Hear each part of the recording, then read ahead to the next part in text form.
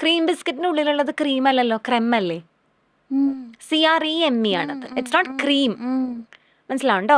അത് നമ്മൾ വിചാരിക്കുന്ന സാധനം അല്ല. അപ്പൊ അതൊക്കെ ഒഴിവാക്കുക. അല്ലാതെ ഇപ്പൊ ഈ പറയുന്ന പോലെ ഗ്രെയിൻ ബേസ്ഡ് ആയിട്ടുള്ള wheat based, ragi based biscuits ഒക്കെ ഉണ്ട്. അതൊക്കെ ഒന്നും കുഴപ്പമില്ല. അത് കുഴപ്പമില്ല മീൻസ് അതൊക്കെ നമുക്ക് കൊടുക്കാം എന്ന് പറഞ്ഞാൽ ഒരു പാക്കറ്റ് ഒരുമിച്ച് കൊടുക്കണം എന്നല്ല കേട്ടോ. Maintain the amount. ഇതാണ്. പിന്നെ ചില ആൾക്കാർ ഇപ്പൊ ഷുഗർ കട്ട് ചെയ്യാന്ന് പറഞ്ഞു കഴിഞ്ഞാൽ, ഇപ്പൊ ഞാൻ കഴിഞ്ഞ ദിവസം ഒരു ക്ലാസ് ചെന്നപ്പോൾ അയാള് ചായയിൽ ഷുഗർ കുടിക്കില്ല. പക്ഷെ നമുക്ക് സ്നാക്സ് കിട്ടുന്നത് പേടയാണേ, 3 പേട എടുത്തു. ഒരു കാര്യമില്ല.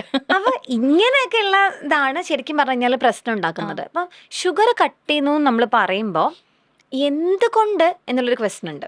അപ്പൊ ഷുഗർ കഴിച്ചു കഴിഞ്ഞാൽ വല്ലാതെ വണ്ണം വെക്കും അല്ലെങ്കിൽ അങ്ങനെയുള്ള ഒരു കൺസേൺ ആണെങ്കിൽ you have to address that concern. It's not about the sugar. മനസ്സിലാവും കേട്ടോ. അങ്ങനെയാണ് ട്രെയിൻ ചെയ്യേണ്ടത്. കുട്ടികളുടെ കാര്യത്തിൽ എന്ന് പറഞ്ഞാൽ ഇപ്പം സ്കൂളിലൊക്കെ പോകുമ്പോഴാണ് ശരിക്കും ഇത് പ്രശ്നമാവുക. കാരണം എന്താണെന്നറിയോ, സ്നാക്സ് കൊടുക്കണം. അപ്പോൾ ബിസ്ക്കറ്റ്സ് ആണ് ഏറ്റവും ഈസി ആയിട്ടുള്ള കാര്യം. നിങ്ങൾ ഷുഗറിൻ്റെ അടുത്ത് കാര്യം ഒരു പ്രോബ്ലം ഉണ്ടെങ്കിൽ അവിടെ നിങ്ങൾ പതുക്കെ മാനേജ് ചെയ്ത് തുടങ്ങുക. പിന്നെ when you have the options ആണ് പ്രശ്നം.